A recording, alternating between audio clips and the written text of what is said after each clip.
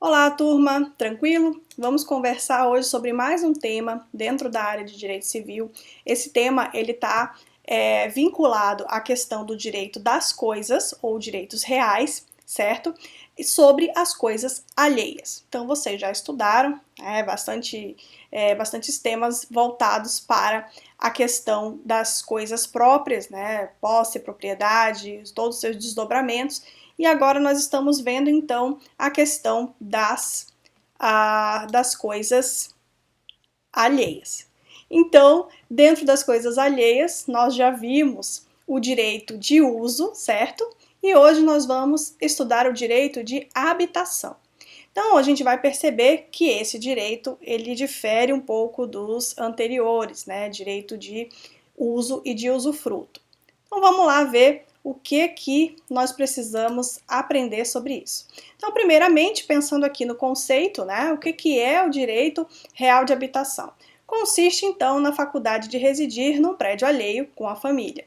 Basicamente isso, né? Esse conceito é do Carlos Alberto Gonçalves. Então, se vocês puderem, o livro dele eu acho bastante interessante.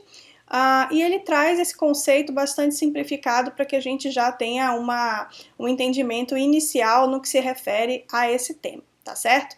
Mas aqui para a nossa disciplina é preciso que a gente estude então a previsão legal, certo? Que é o quê? O que a lei diz acerca desse direito. E mais propriamente, o que diz o Código Civil sobre ele.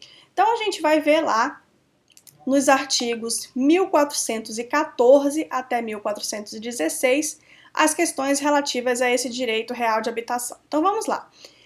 No primeiro artigo nós temos: quando o uso consistir no direito de habitar gratuitamente casa alheia, o titular desse direito não a pode alugar nem emprestar, mas simplesmente ocupá-la com a sua família.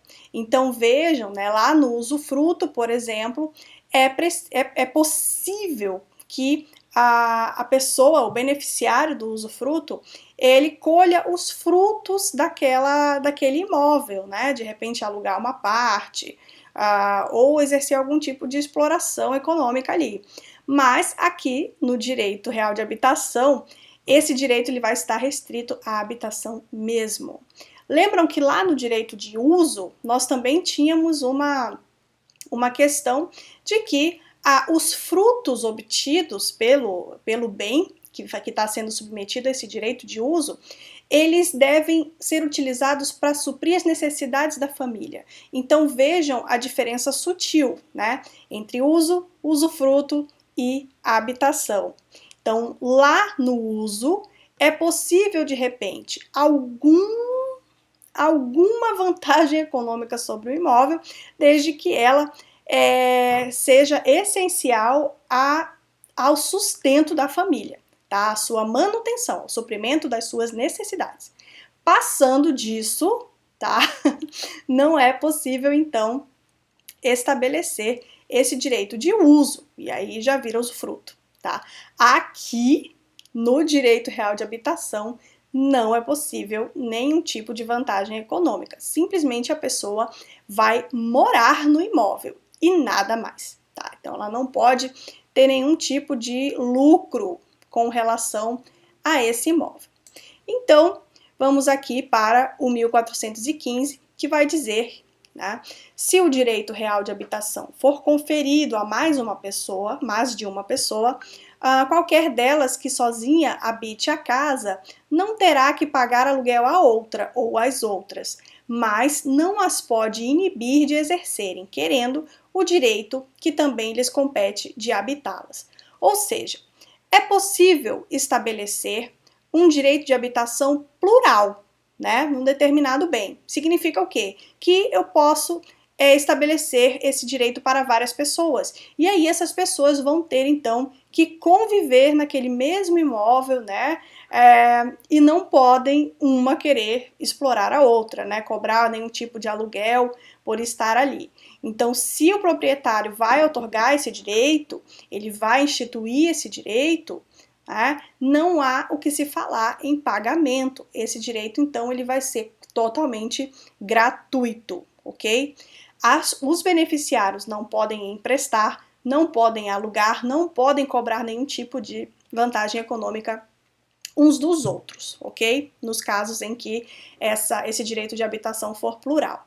E aqui, no 1416, nós temos, então, a previsão de que são aplicáveis à habitação, no que não for contrário à sua natureza, as disposições relativas ao usufruto.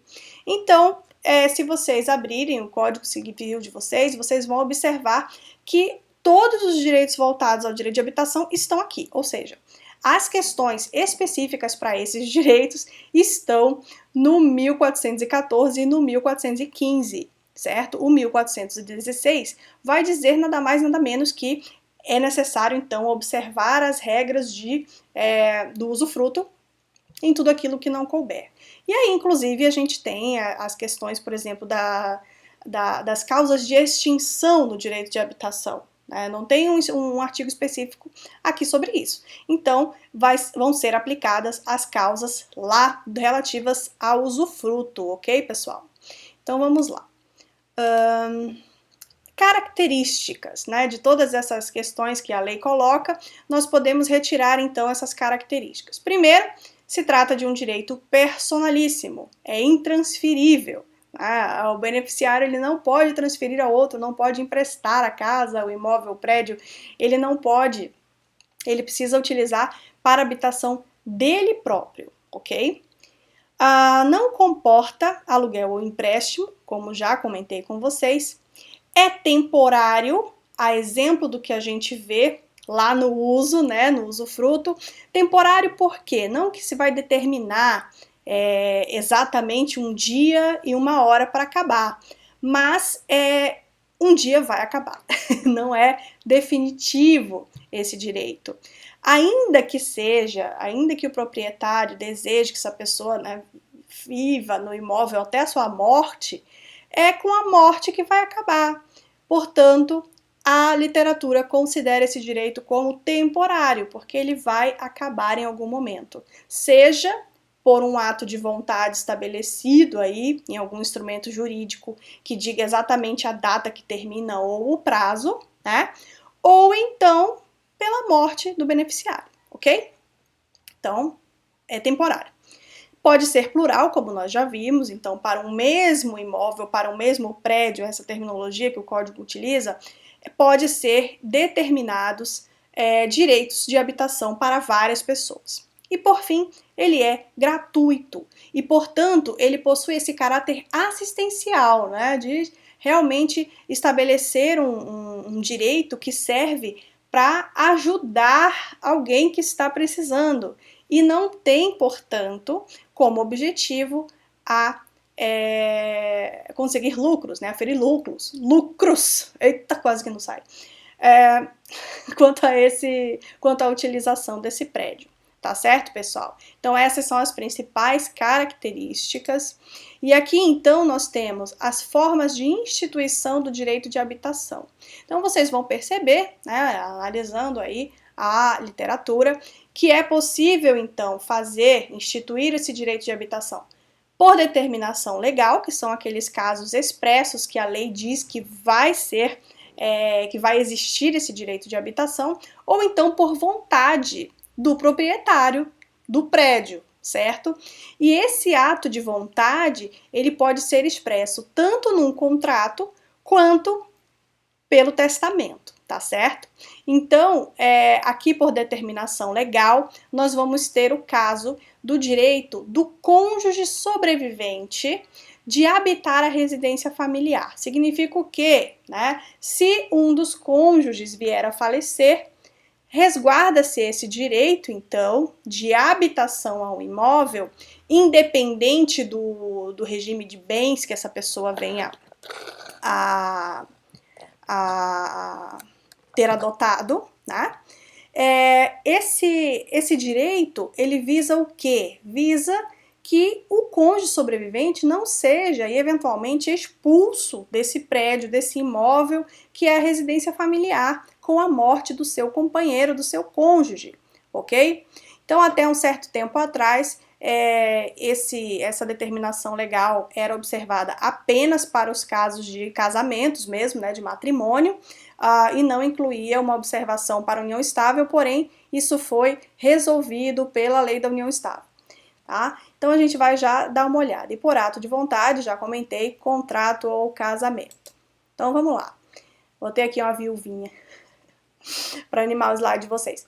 Bom, isso não é um jeito de animar, mas tudo bem. Formas de instituição do direito de habitação por determinação legal. O artigo 1831 do Código Civil vai explicar como isso vai acontecer, certo?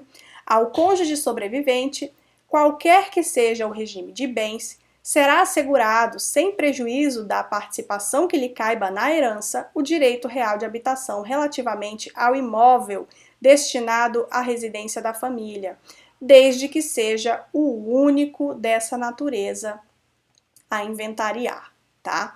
Então, naqueles casos em que a família ela só tem esse imóvel e seja lá qual for o regime de bens em que esse casal, né, essa família tenha optado por adotar, o cônjuge sobrevivente ele tem direito de habitar o imóvel, tá? Até que se resolva a situação da sucessão, tá certo? Então, isso aí, tranquilo. Aí aqui na Lei 9.278 de 1996, nós temos então a determinação específica no caso de união estável, tá certo? Então nós vamos ter aqui no artigo 5º dessa lei, parágrafo único, a seguinte determinação: dissolvida a união estável por morte de um dos conviventes, o sobrevivente terá direito real de habitação, enquanto viver ou não constituir nova união ou casamento, relativamente ao imóvel destinado à residência da família, tá certo? Então, aqui nós temos as duas previsões legais, tá certo? Tanto quanto aquela aplicável ao casamento, ao matrimônio, e aquela aplicável para as uniões estáveis, certo? E aí nós temos aqui a outra possibilidade, por ato de vontade, certo? Quando isso for feito pela via contratual, nós temos então aqui que fazer esse registro, tá? Ó, no registro de imóveis, essa aqui é a Lei de Registros Públicos, ok? Não coloquei o número aqui, mas era para estar, tudo bem. A Lei de Registros Públicos, no artigo 167, vai dizer o seguinte: no registro de imóveis, além da matrícula, serão feitos 1. O registro, e aí pulei lá para o 7, tá? Do usufruto, do uso sobre imóveis e da habitação, quando não resultarem do direito de família. Então, aí a questão do direito de família, às vezes é uma determinação judicial, você tem um outro tipo de relação. Aqui no direito de habitação não necessariamente deve ser destinado à família, o beneficiário pode ser qualquer pessoa, tá certo, pessoal? E aí, nós temos aqui as causas de extinção do direito de habitação. Na verdade, eu estou relembrando com vocês as causas de extinção do direito de uso, né, porque é igualzinho, né? Apenas adaptando aqui para a questão do direito real de habitação. Então, como é que termina, que se extingue o direito real de habitação? Primeiro, com a morte do beneficiário, né, morreu, não vai mais utilizar, e aí também não vai ser passado, né, via sucessão. A renúncia do beneficiário, se esse beneficiário não quiser, então, exercer esse direito de habitação, pelo término do prazo estabelecido, na via contratual ou ainda no testamento, né? Pelo perecimento do bem, né? A chuva levou embora, destruiu, demoliu, caiu, etc. Culpa grave do beneficiário, né? Tocou fogo no bem, no prédio, no imóvel.